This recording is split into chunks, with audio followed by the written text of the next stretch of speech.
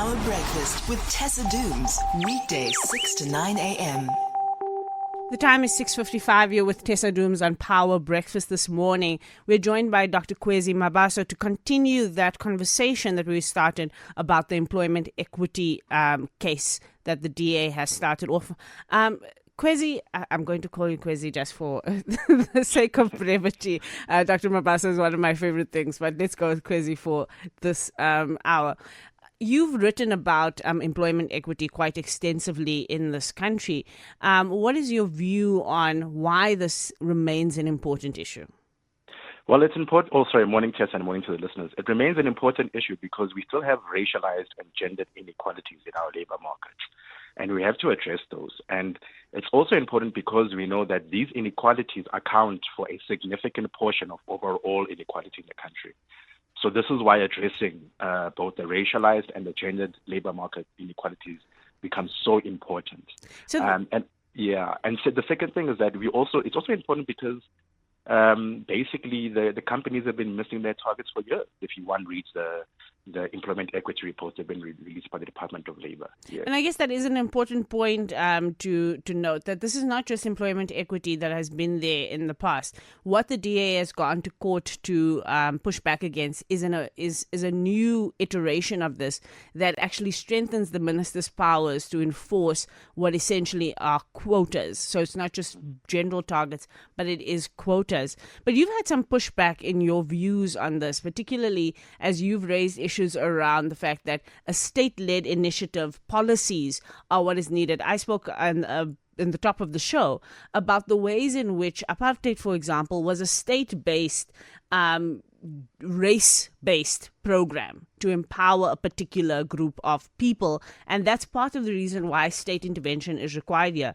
But you've had pushback, particularly from the Free Market Foundation, for example, about Afrikaners not only relying on the state, even in those days, but relying on other, social organizing of society. What do you say to people who say that actually what we need here is a reform of society, not just a reform of policy?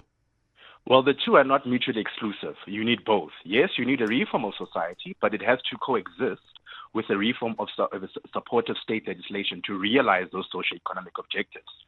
So this is exactly why we need quotas, especially on the question of redress, because a redress addresses essentially imperfections in markets and also disparities and inequalities that cannot be solely left to the free will of companies.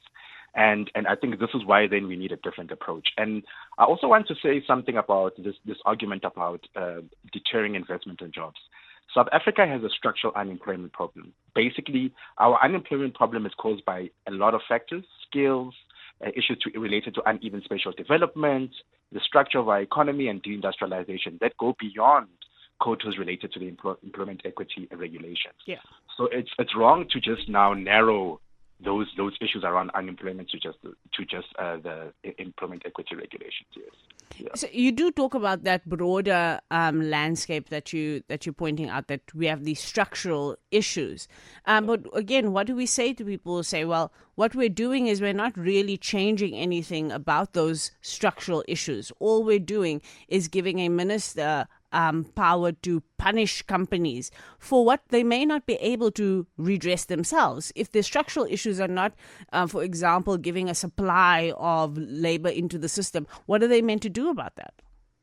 Yeah, so the reality is that companies already receive a lot of incentives, industrial incentives, fiscal policy incentives, not only to generate profit, but also to create jobs. But also they receive the incentives with the rationale that they'll contribute to socio-economic redress and decreasing our levels of inequality.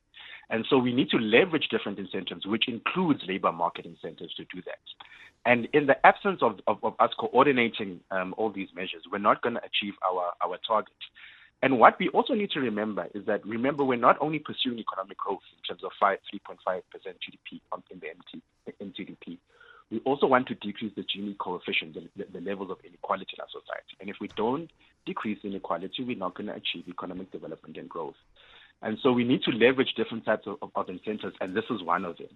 And I think the labor market one becomes crucial, right? Because it relates to people's income, but we also know that labor market inequalities account for most of South Africa's disparities. Yeah. But surely, if we moved into the societal solves, and we dealt with things like the education system, for example, and getting more people into education, only 7.5% of South Africans have a degree, for example. Wouldn't that make it easier for companies to then reach those targets? Maybe they're just struggling here with the supply problem. Yeah, well, I think, as I said it before, the two are not mutually exclusive. You need to work with the supply side issues, and then you need to also deal with the structural impediments in terms of labor absorption within companies itself.